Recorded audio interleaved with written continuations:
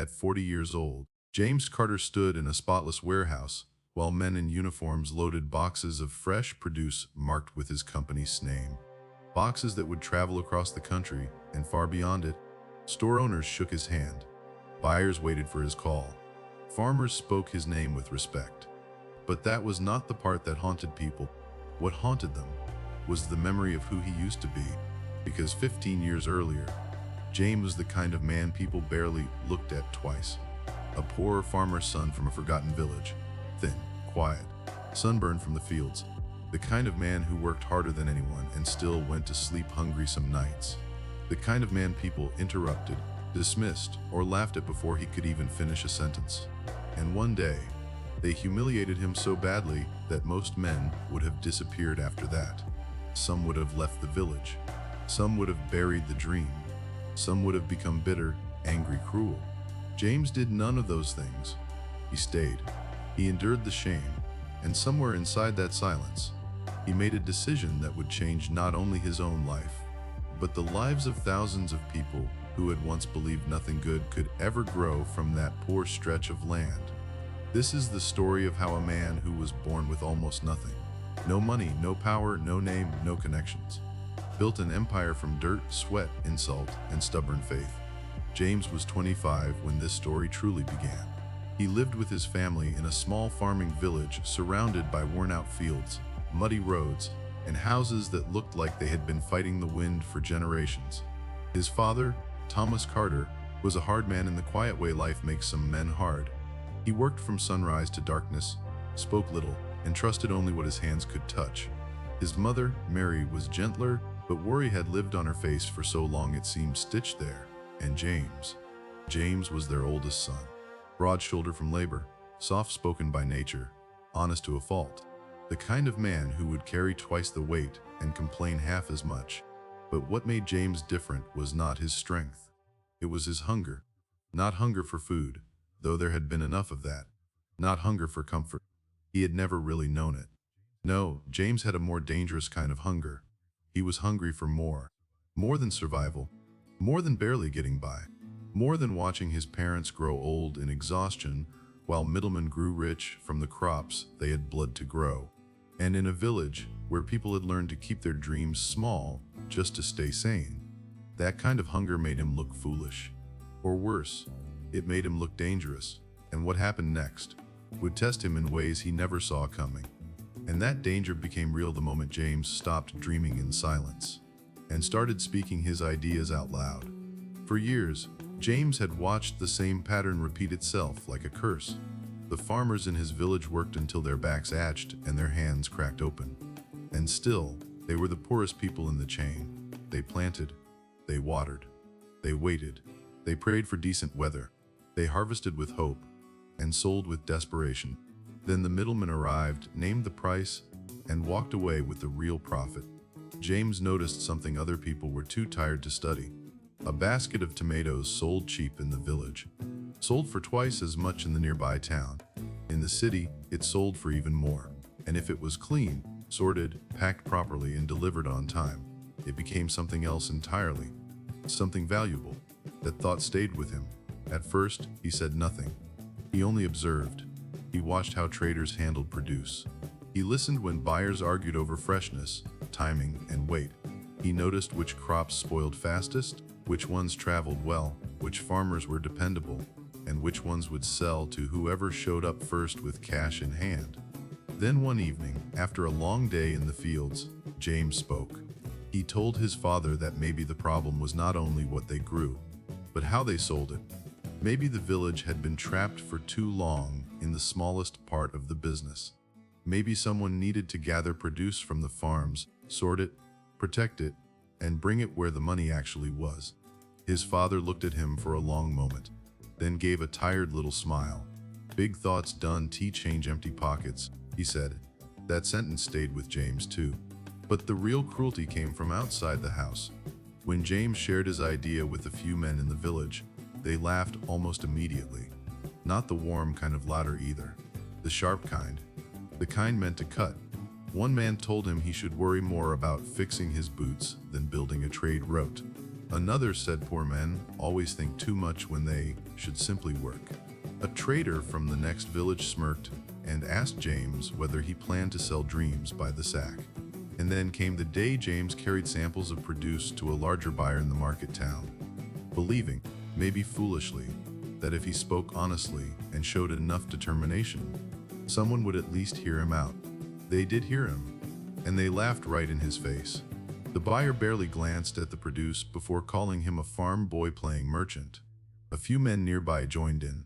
Someone asked if his cart was his company headquarters. Another said ambition looked embarrassing on hungry people. James stood there, holding his dignity together with both hands, while the market moved on as if nothing had happened. That was the day he learned something brutal. Poverty does not only empty your pocket, it makes people think they have the right to insult your future. But humiliation did something strange to James. It wounded him, yes, but it also sharpened him. And from that moment on, he stopped asking whether people believed in his idea. He started asking something far more dangerous. What if they were all wrong? And once that question took hold in James' mind, something shifted. He stopped waiting for permission and began building, however clumsy the first steps looked. He had no office, no investors, no grand speech to rally people behind him. What he had was a notebook full of rough numbers, a borrowed cart, and a kind of stubborn patience that only grows in men who have already been underestimated too many times. James started small on purpose. He went to nearby farms and spoke to growers one by one, not as a polished trader, not as a man trying to sound clever, but as someone who knew the same dirt, the same bad seasons, the same helpless feeling of watching others make money from your labor. That mattered. People could hear the difference. He was not pretending to understand their lives. He had lived them. Still, trust did not come quickly. A few farmers listened and nodded, but gave him nothing. Some said they would think about it, and by the next morning, they had sold to the same middleman they always complained about. Others looked at James and saw exactly what the market had taught them to see. A poor man with a risky idea. So he took what little he could get, a few crates here, a few sacks there, tomatoes, onions, beans, peppers, whatever could survive the trip. He washed the produce himself, sorted it by hand, tied the bundles, checked the weight twice.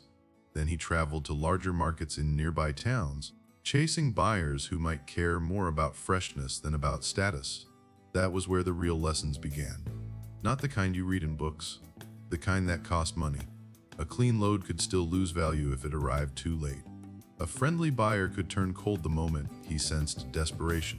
A road that looked manageable in the morning could swallow half a day by afternoon. And sometimes the product was fine, the timing was right, the effort was real, and still the numbers came back against him. That part hit James hard, because hard work by itself was not enough. Not here. One trip in particular nearly broke him. It was the biggest load he had handled so far. More farmers had finally trusted him. More money was tied up in that cart than he could afford to lose. James had planned every detail he knew how to plan. He had counted the cost, counted the possible profit, counted what it might mean for his family if this one went right. Then the sky turned. Rain slammed down without warning. The road softened into mud, wheels dragged. Crates shifted. By the time he reached the market, part of the produce had been bruised, another part was late, and the buyer, the same man who had sounded eager days earlier, suddenly acted as if James had brought him a problem instead of a delivery. The price dropped so low it felt insulting. James took it anyway. He had to. Coming home with damaged produce and no cash would have been even worse. When he returned to the village, soaked through and empty-eyed, the judgment was waiting for him. People did what people often do when someone dares and stumbles. They called the fall proof that the dream was foolish from the start. His father did not shout. That almost made it heavier. The silence at dinner said enough. His mother tried to comfort him, but even her kindness carried fear now. James could feel it pressing in from every side. Doubt from the village, worry from home, and that darker voice inside his own chest asking whether ambition had made him blind. But what happened next mattered. Instead of quitting, James got more precise. He began studying the business the way a starving man studies bread. He talked to transport workers, watched how market sellers packed delicate produce, memorized which crops traveled well and which ones spoiled too fast. He learned how airflow mattered in storage, how stacking changed bruising, how timing could rescue a shipment or ruin it. He paid attention to roads, seasons, payment habits, market rhythms. All the details tired people often ignore because survival leaves no room for strategy. Little by little, he changed. Not into a louder man, into a sharper one. Then he made a move that got him laughed at all over again. He hired help. Only 2 men at first, then a couple more when he could manage it. They were poor laborers, overlooked the same way he had been overlooked. James paid modest wages, but he paid honestly, and he paid on time. To outsiders, it looked ridiculous. A struggling farm boy acting like a business owner. But James was no longer thinking from trip to trip. He was building a pattern. Collection, sorting, transport, delivery. Something repeatable. Something bigger than one man and one cart. It was fragile, yes. Problems kept coming. A supplier backed out. A buyer delayed payment. A cart axle cracked on the road. Part of a storage batch spoiled. One sick worker meant James had to fill 3 rolls himself before sunrise. It was exhausting, and yet, not everything was going wrong. A produce seller in a larger town noticed that James's deliveries were cleaner than most. A restaurant placed a second order, then another. Farmers from outside his village began asking whether he could take their harvest too. One of the first men James hired turned down another offer and told him quietly, "I think this can become something real."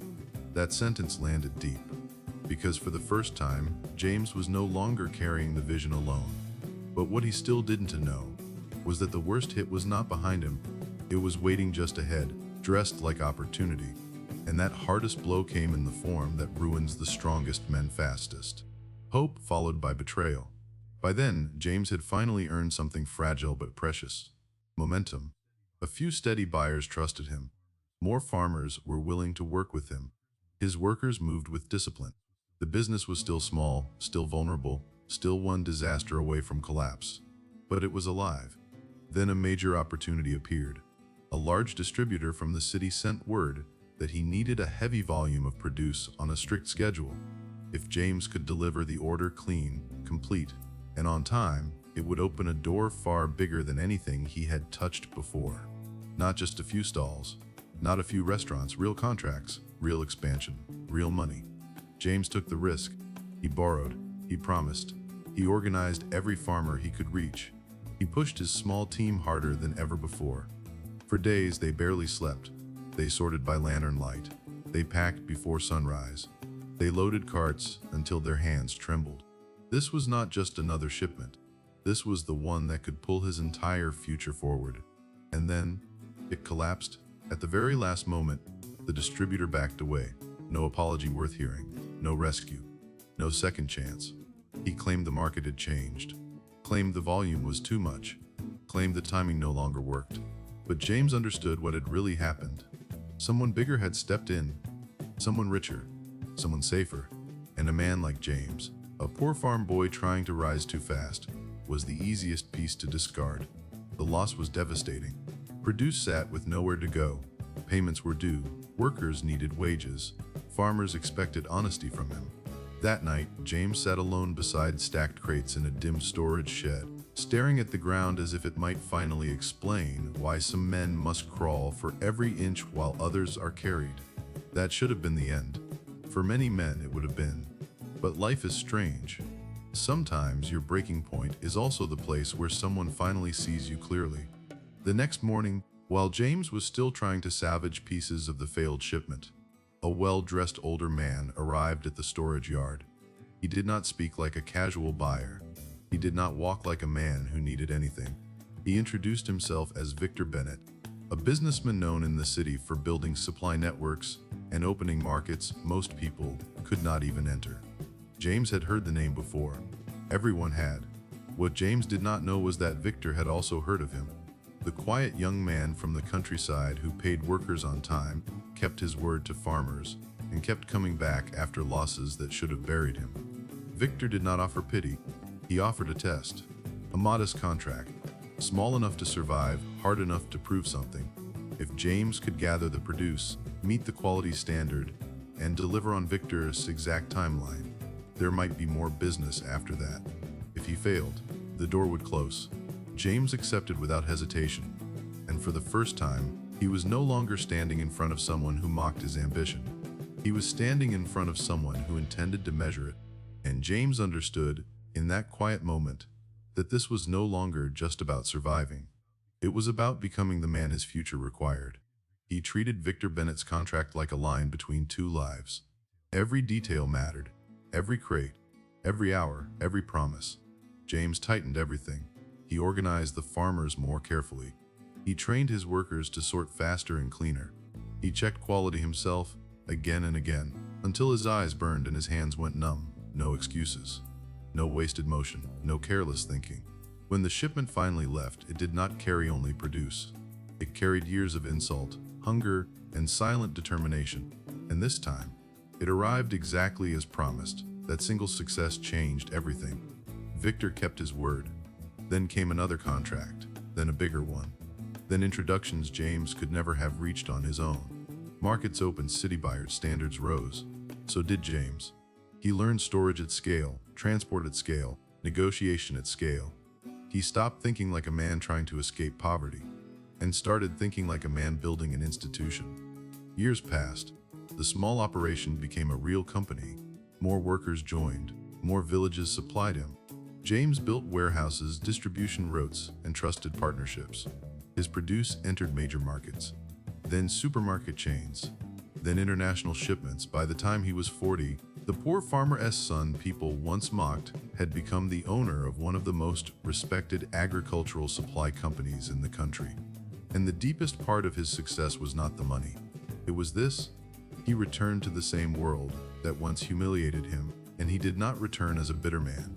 He paid farmers fairly, he created jobs. He gave dignity to people who had spent their whole lives being underpaid and overlooked. Because sometimes the greatest victory is not proving people wrong. Sometimes it is refusing to become ugly after life has treated you unfairly. If this story meant something to you, if it gave you a perspective or a lesson you truly needed, and if it may help you finally do something you have been putting off, please like this video and share it with someone who needs it. And don't forget to subscribe to the channel to watch more interesting and meaningful stories. And tell me in the comments, what matters more in the long run, talent or the refusal to quit? I will be back with another story to help you keep growing. Thank you for listening, and I will see you in the next one.